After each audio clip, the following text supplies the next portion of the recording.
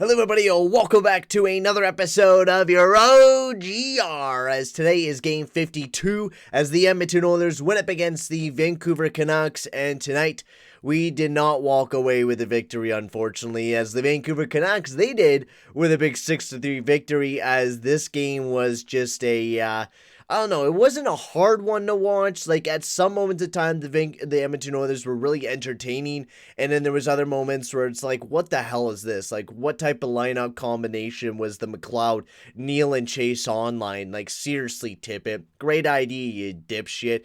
I gotta get into tons of stuff in today's episode because, honestly, I gotta roll up my wrists on this one because this one's a juicy one because there's tons of stuff that I kind of want to talk about in today's episode because right off the get-go, to start this game off, 4 goals and 4 shots by the Vancouver Canucks as Mikko Koskinen got absolutely pelted out there. Now, if you're out there blaming Mikko Koskinen, now yes, I definitely think Mikko Koskinen deserves a little bit of the blame in this game without a doubt, but there was a lot of defensive mistakes like the Jack Rathbone one where Kulikov tried to send it out, but they didn't, and I don't know what happened, but it was a whole defensive collapse once they weren't able to get the puck out of the zone, and that's the biggest issue with the Kulikov-Larson pairing. Like, analytically, they don't look terribly bad. They're not the worst pairing in the world, but it could be a lot better if we were to throw a puck-moving defenseman alongside of them. It would just work out for them a lot better. But anyways, Mikko Koskinen let in 4 goals and 4 shots was not a beautiful thing, but in the last 10 games for Mikko Koskinen, he's had a .925 save percentage before coming into this game. He's been fantastic, and I know this game wasn't so pretty for Mikko Koskinen. It wasn't. He didn't make one single save throughout the entire game, and once Mike Smith came in to replace him, Mike Smith did absolutely fantastic and actually kept us in the game, only allowing 2 games, and unfortunately the goals that did go in were unfortunately goals that just we couldn't get back from, you know, because right after the Niels Höglander goal, which was an absolute beautiful snipe, and I think this was another turnover goal, and I think this was another goal where Tyson Barrie could have tried a little bit harder as well. The Travis Hamonic goal was just an absolute snipe, and he was left wide open, and then just Howard Luck with his second of the season. It was just a whole pouring of goals in that, like, first little bit of that first period. But then the Oilers started pouring back with a power play here from Leon Draisaitl, his 27th of the season. I think this was a one-timer no, this was the draw pass from McDavid. But this was this all started with Mike Smith. Mike Smith sent practically an Erik Karlsson pass all the way down to an open Connor McDavid, who dashed down, dropped it down to Leon Draisaitl, and he sniped it right past Thatcher Demko. And I'm like, all right, here we go. Maybe this is the start of the resurgence. And then Puljujärvi getting his 14th of the season with a beautiful setup pass from McDavid. I'm like, all right, the second period should be fine. And then we just kind of like puttered out in the second period. You know, we were getting a lot of chances. Our puck possession was nuts. I felt like we deserved a couple goals, but Demko was playing huge up until Garovac, I think his name is, from the Vancouver Canucks, got his first goal of the season, bearing a snipe, like, on an incredible angle. Somehow got this past Mike Smith. It bounced right off the back of the head of Smith and right in the back of the net. Just a real unfortunate goal that I think, you know, killed our momentum, because going into the third period, Leon Draisaitl got his 28th goal of the season with a beautiful setup there from Nurse.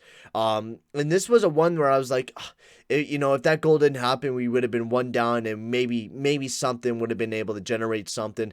And maybe even here, we were only 2 goals down. It was still a game with 8 minutes left, and then Brock Besser got his 20th goal of the season and really buried it for the Vancouver Canucks. And it was just, you know, no point of return.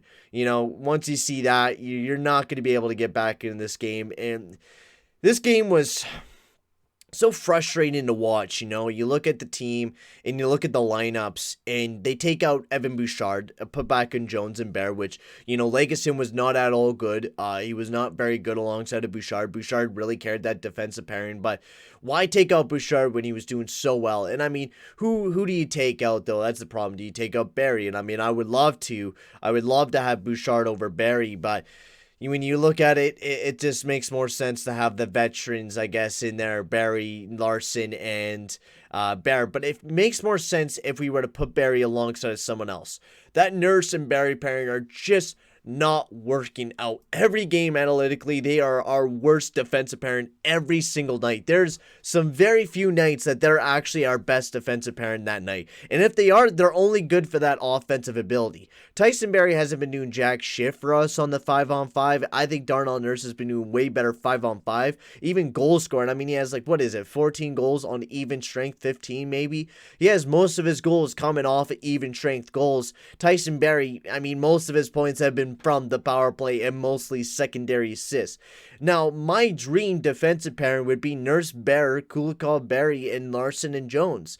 That would be my dream defensive pairing. You could have all those guys play almost near the same amount of minutes, and I think it would be very structurable and it would work out. The defensive pairings we have now make absolutely no sense to me. Kulikov and Larson really got ridden hard because they were not playing very well at all. They weren't able to move the puck out of our own zone. Bear actually played more minutes than everyone else because Bear and Jones were one of our best defensive pairings all night long, and these guys deserve to play a lot more. Nurse and Barrie. Barrie had 3 goals against. I cannot complain about, this Nurse and Barrie pairing going into the playoffs. This Barrie guy, he's going to be the death of us going into the playoffs, especially if he keeps playing alongside of Barrie, or Nurse I meant, because they're just not a very good defensive core. And Darnell Nurse was being a complete dumbass all night long. He draws a penalty, a 4-minute penalty. He gets Zach McEwen going, but then he goes right after Zach McEwen and gets himself a penalty. And it just kills all the momentum that we were trying to generate. He just kills it straight off.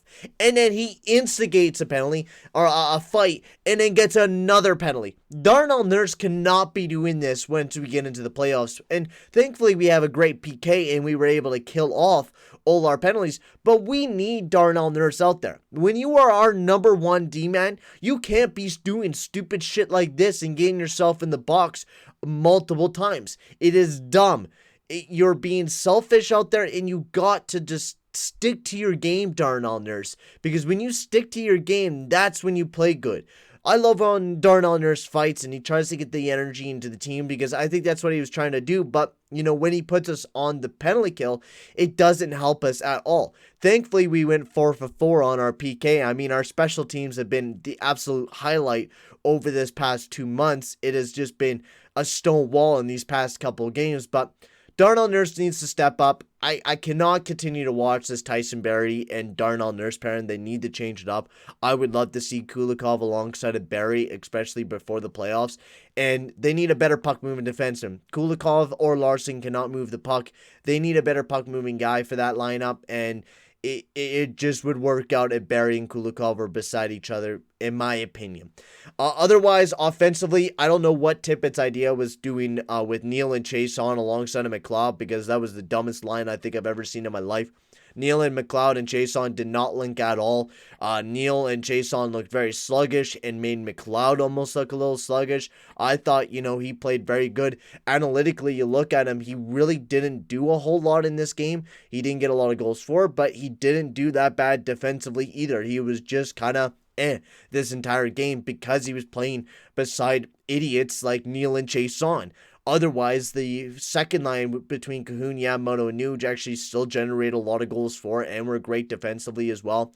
The McDavid line didn't do too bad. They definitely need to step up a little bit better defensively, but, I mean, they went out there and they scored tons of points, and McDavid now at officially 96 points on the season, which is an absolute highlight. He's only 4 points away, as we're only 4 games away to end this season off. So we are getting very, very close to the ending of the season here, ladies and gentlemen. Also, that fourth line of Russell, Kara, and Archibald actually didn't do too bad either. They played a decent amount of minutes, about 12 each. And I thought that line wasn't too bad. Of course, I'd rather have Tyler Ennis in the lineup over Neal or Chiasson any day of the week. And I don't know why we benched Tyler Ennis, because he was playing great alongside of Ryan McLeod, and I felt like they were actually generating a lot of momentum between each other, and I thought that was a line that we should continue. I still don't understand why Tippett does half of the crap that he does. I hope that he keeps Tyler Ennis in the lineup going forward towards the playoffs, but I know what he's kind of doing. I think he's trying to, insert some new players in the lineup, kind of get everyone going before the playoffs, which,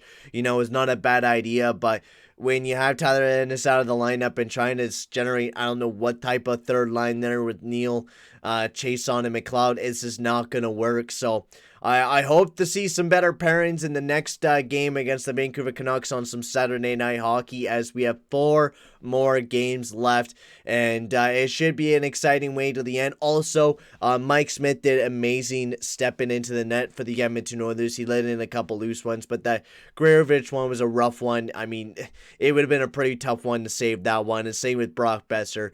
Mikko Koskinen, hopefully you could jump back, man, because that was a rough one, and Mikko Koskinen will bounce back, boys. Do not worry about that. Do not put as much hate as you are probably putting on him right now when you're going to be commenting on this video. But tell me, guys, in the comment section below how you guys thought of this game. I felt like this game wasn't the worst game in the world. You're not going to win them all, and right now we're already second place in the division, practically guaranteeing it if we get one more win, so I'm not too worried. And right now, the biggest thing that I'm worrying about is McDavid reaching 100 points in 56 games. That would be absolutely amazing if Connor McDavid could do that. So let's hit it, McDavid. Let's get to 100, baby. Let's go. But for right now, guys, I'm going to sign off here. Thank you very much for watching, and I'll see you guys all in the next one. Adios, amigos.